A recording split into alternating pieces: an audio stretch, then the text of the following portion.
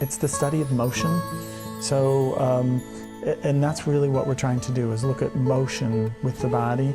And so part of the hallmark of this work, precision kinematics, is also thinking of the body in a skeletal perspective instead of thinking in a muscular perspective. It seems that because the precision neuromuscular therapy is highly specific work, and that's what we're teaching, that's what we're training people in, what people have commented on and what they've been most influenced by is what we think of as the transition between one movement to the other, something that I think neither one of us thought much about. But this whole process is looking at just that specific piece and making that a discipline in and of itself. And I think the other component of this, which I think is important, is that in order to do this, for us, we have to have this lightness of hands. The energy is probably the learning to listen and the paying attention part, but not a physically demanding sort of thing. And I mean, in some ways, how wonderful is that? I also find that to be able to combine this with, when I'm doing more muscle-specific work, that takes a certain amount of energy, and so it's delightful for me. I feel like what it provides for this kinematics, what it provides for the person, which is a lightness, also provides a lightness for me. How great is that? Yeah, I know. I mean, how fun is that? It's a very pleasant experience, and then gives us feedback as to whether or not the work that we're doing is actually making a difference, which is a wonderful process. And that brings us to a concept called dynamic palpation versus static palpation. So in dynamic palpation, you're really looking at how a muscle responds to movement rather than just statically palpating something.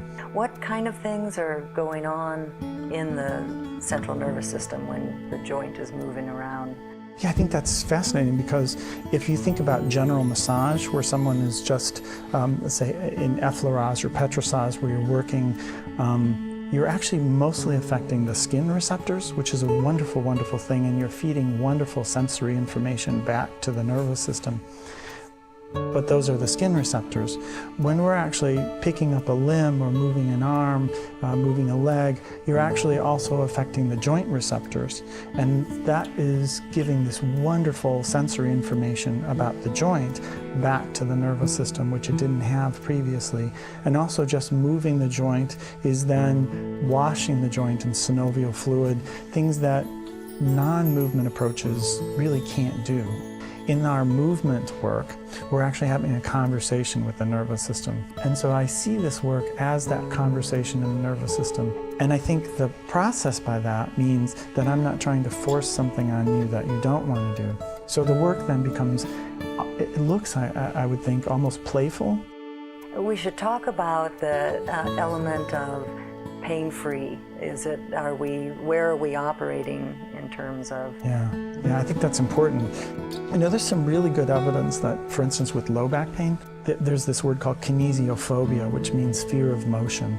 People are afraid to move because they think, if I move, it's going to hurt. And we'll see those people in our office, and they'll say, I can't do anything with my low back. It's all locked up. And then they're on the table, and if we actually do some light movement with their back, what they find out is, oh, well, actually I can move in maybe this plane and maybe that plane. In our work, in the kinematic work, what we're trying to do is play inside that realm of comfort so that the person feels like they can do this and it's not painful, it's non-threatening. It actually should feel wonderful, not pushing the boundaries. Again, that can't be imposed by somebody else. It is the nervous system learning how to let go and do that. And again, I think when that nervous system learns, then I think that is then integrated into daily life.